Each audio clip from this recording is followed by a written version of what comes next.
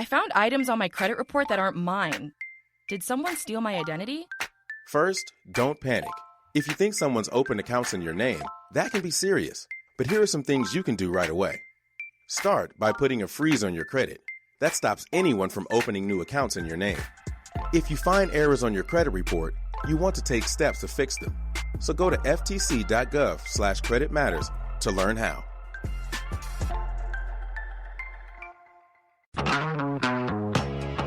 KFI AM at 640. It's the Conway Show. Ding dong with them, right?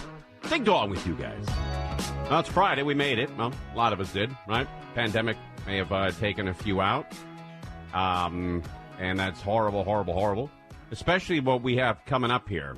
You know, the state of Washington and state of Oregon and the state of California, all three western states are being hit hard by this coronavirus. Really hard. And so right now, Kate Brown, who is the governor of Oregon, I believe, governor of Oregon, on today announced that their most extensive set of restrictions since March, when they told everyone to stay at home. Once again, closing some businesses and restricting social gatherings in an attempt to slow the rapid spread of coronavirus across the state. She's going to limit all bars and restaurants to takeout only, so you can't go in, play the machines, have a drink with your friends. That's over, right? At least for now.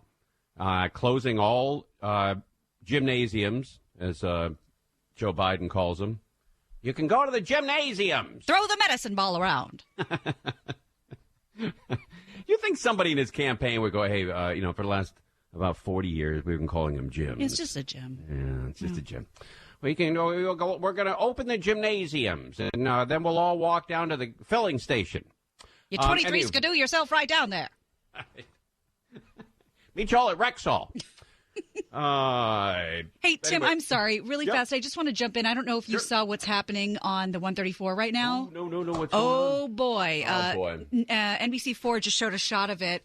And I'm looking at my Burbank News right now. It says, alert, Burbank fires responding to the westbound 134 freeway at Bob Hope for a reported traffic accident with one vehicle jumping the center divider, landing in the eastbound lanes on its roof. And they panned out from the helicopter, and that is backed up till who knows. Yeah. So if you're on there, just be real careful. Who's doing traffic? Is Angel with us tonight? Dave Joseph. Dave Joseph. You there? Ding dong. Ding dong with you, buddy. Hey, so what do we have on this 134, and how backed up is it? It's really backed up. This is a mess. Let's see. I'm looking the 134 eastbound side, Glendale Avenue. Actually, no, just after the 5. Right? On the eastbound side, you're backed up here. Eastbound side, okay. Yeah, you're backed up past Forest Lawn. And then the westbound side, it looks like just before the 5, it starts to back up, and you're backed up to about Verdugo Road. Oh, okay. But it is stopped in both directions. Now, have they closed the freeway in both directions? Not yet. But they probably will. All right. They probably will, yes. Right. I've always said this, and people listening for the last 10 years, my run here. The 134 is not your friend when it comes to young kids speeding in expensive cars. Mm-hmm. They've been doing it for my entire life, and now there seems to be more kids and more expensive cars, and they start at the 170, 101, 134, and they go eastbound all the way till about Pasadena, and that is the most dangerous run around. It's just horrible. All right, we got a fire in Malibu as well. I guess I got a pretty good control of that. But, wow, a lot of late-breaking news here on KFI. So we're going to keep an eye on that accident. And if you are in the 134, two things. One, avoid it tonight. And two, avoid it in the future. Because there's just crazy kids doing 130 miles an hour. You remember this? I bet you, Dave, you remember this. And so Gina and Bellio and Mondo. But there was a car that was speeding. It wasn't on the 134. It was on the 5 freeway. And they were going southbound on the 5 freeway, and he crashed right near the Colorado exit, right?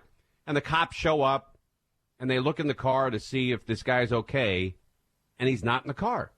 They look in the gutter. They look on the side. They look everywhere. They can't find this guy. They can't. They thought the guy may have gotten out of the car, got into another car, and took off.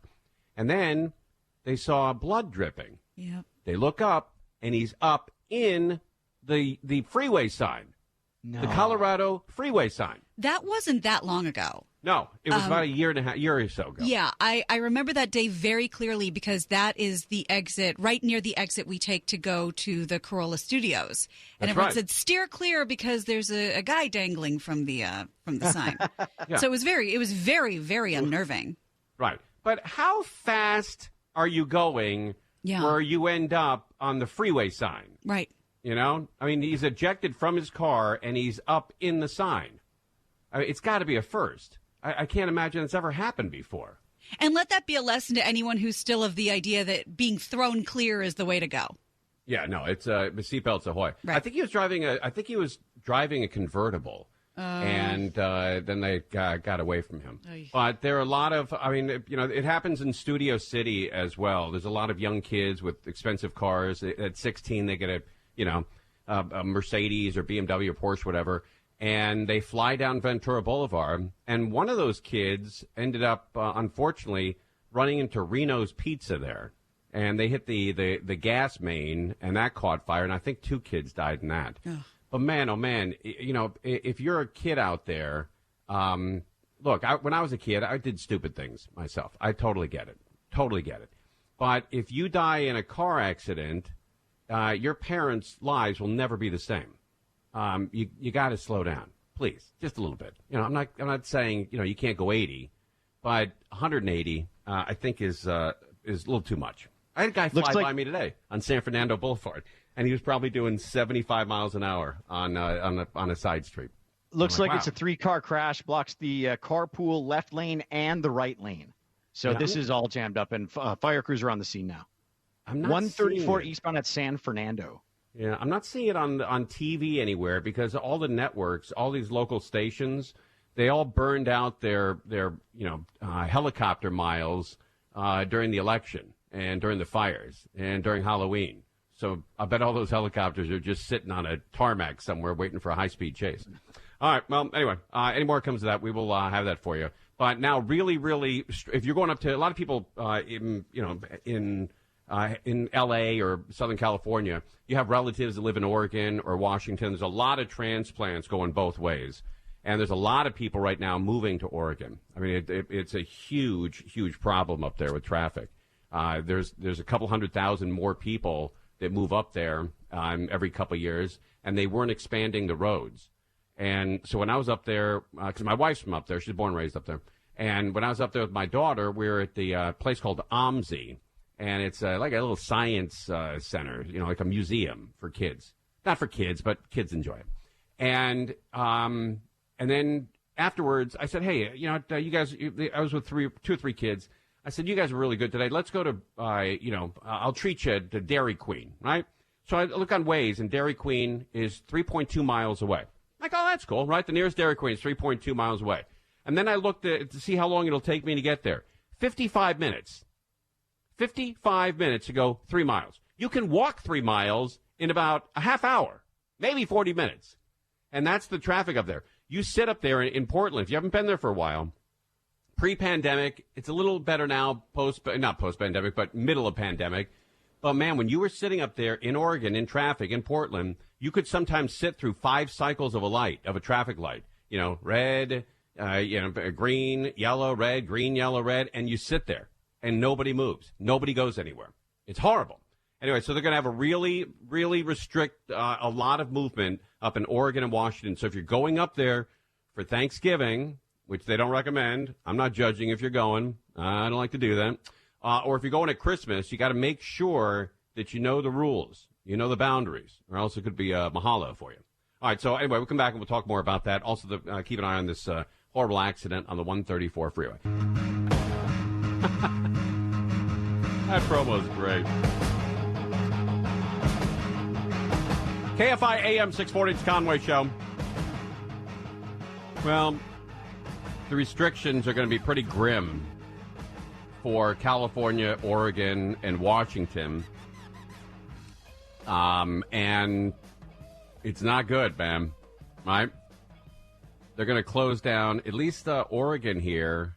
They're going to freeze everything until December 2nd. And then they'll figure out if they can open things up. But the reason why they're doing it is Oregon set a single-day record for positive COVID-19 cases, broke new records for hospitalization, sort of like us. And overall cases are on tilt. And Portland, first time since July, going through the roof. So Washington, Oregon, and California are going to be under very, very strict rules. And we might see another very expensive and expansive shutdown for California. Now, they're also urging you not to do anything for Thanksgiving. And I don't know if anyone is going to heed to that. I think everyone is just tired of sitting around, and they're going to sneak off and celebrate it with family members. Oh, my favorite part of the guidelines is if you do have to go to someone else's house, bring your own food. I know. Bring your own only TV stay dinner. for 2 hours That's right. outside. Bring your own food. Yeah, bring your own food. Potluck Thanksgiving. Just sit there with a turkey leg on your lap. It's outside. You know, Of it's course, 40 of degrees. course. Yeah. Anyway, so California is, we might have more of a shutdown. And according to ABC News here, it says most areas of California are going to be hit pretty hard here. They're going to impose restrictions on businesses to try to curb the resurgence of the coronavirus that has hospitalizations rising as they did in June when the state imposed a statewide mask requirement. That was only in June that we had statewide masks? I thought it was way before that. 3 of California's largest counties are among 11 statewide with significantly high numbers of infections. And I guess that's triggered a state-mandated limit on business operations. Meantime, San Francisco, which has the lowest virus cases amongst California's major cities, voluntarily imposed new restrictions, including a ban on indoor dining. They didn't have to. They just thought businesses were making too much money and having too much fun. And so they thought, well, let's see if we can irritate them a little. And they did. They shut them down. So when we come out of this pandemic, there's going to be very few restaurants. The only ones that are going to survive are like the chain restaurants. You know, Denny's will be around, McDonald's, the whole run. But there's a shooting in Anaheim. What's going on here? At 11 p.m. The shooting investigation in Anaheim. We'll try to get some more information on where in Anaheim that shooting took place. But anyway, it is going to be a very tough holiday season, and a lot of people are going to be shopping online, you know, for presents and gifts for one another. And it's just going to be a really crazy, horrible, vacation because they're going to take all the fun out of it. Because even if you do go somewhere, you're going to be so bummed that you have all these new rules that you're going to think about it all the time. And then to top it off, the sensational people at Apple, right?